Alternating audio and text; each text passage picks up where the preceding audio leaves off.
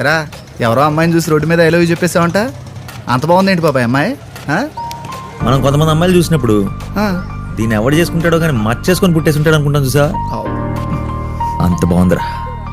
ఇంటికెళ్ళి చూసుకున్నాను, మచ్చ ఉంది. అది బాబాయ్ మన బ్యాచ్ లో లవ్ స్టోరీలు, చేజింగ్లు, పోలీస్ స్టేషన్ లేవని తెగ ఫీల్ అయిపోతున్నా. వాళ్ళు వీళ్ళు స్టోరీలు చెప్తుంటే వెళ్ళలేకపోతున్నా. ఇంకా బాబు గారి లవ్ స్టోరీ మినిమం 4 ఏళ్ళు మాట్లాడుకోవాలి.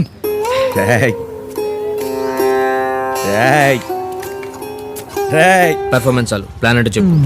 ఒక అమ్మాయిని లవ్ చేయాలంటే 4 ప్రాబ్లమ్స్ ఉంటాయి. నంబర్ 1, అమ్మాయి ఎవరినైనా ప్రేమిస్తుందా, అమ్మాయిని ఎవరైనా ప్రేమిస్తున్నారా? 1 minute. ఆ అమ్మాయి ఎవరిని లవ్ చేయట్లేదు, ఆ అమ్మాయిని 5 లవ్ చేస్తున్నారు.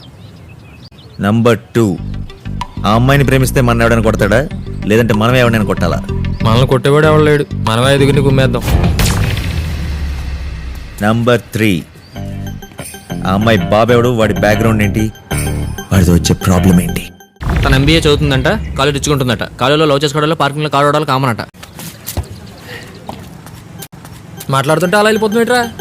ఏం చదువుకోవాలరా, బోల్డెన్ పనులు ఉన్నాయి. MBA జాయిన్ అవ్వాలి.